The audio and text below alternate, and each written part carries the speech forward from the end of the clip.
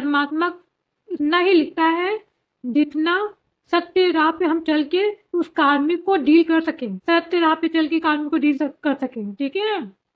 ये भूल जाइए। मान लीजिए मैं हूँ, मेरा पार्टनर, हम दोनों कार्मिक हैं, तो मैं आपको बता दूँ, परमात्मा वही लिखता है जो सत्य राह पे चल के वो कार्मिक लेसन समाप्त हो जाए।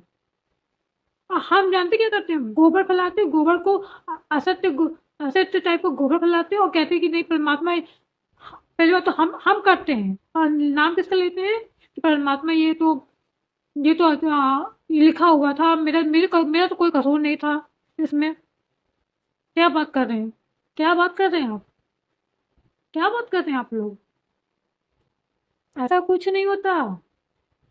मैं मानती हूँ कि लिखा होता है, देखिए 10% लिखा होता है, 50%, देखिए मान लीजिए 50% लिखा है, 100% मान लीजिए, 100% पूरा भाग्य है हमारा, ठीक है।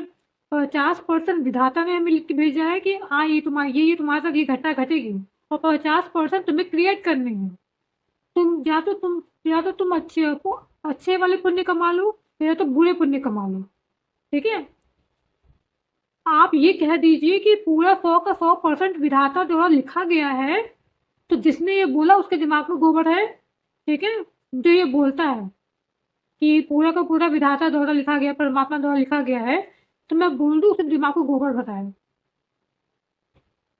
ऐसा कुछ नहीं होता, ठीक है।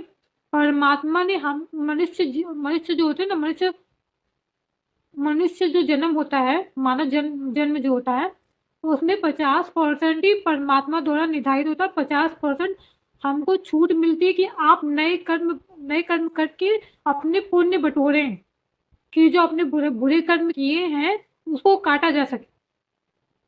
पूरे के पूरे कर्म नहीं लिखे होते हैं, ठीक है। परमात्मा ने पूरे कर्म नहीं लिखे हैं, ठीक है।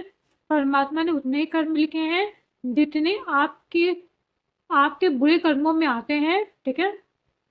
वो आपको अच्छे कर्म करने की जगह जो जो कहते हैं ना, खाली जगह दी होती है, ठीक है। तो उसको आप अपने अच्छे कर्मों से भरिए, आप अपने अच्छे कर्मों से उसको फिल कीजिए। ये नहीं कि अगर मैंने 50% तुम्हारे बुरे कर्म है तो तुम फिर 50% बुरे कर्म करो कि वो पूरे के पूरे बुरे कर्म में परिवर्तित हो जाए, ठीक है। परमात्मा ने ऐसा नहीं कहा है आपको।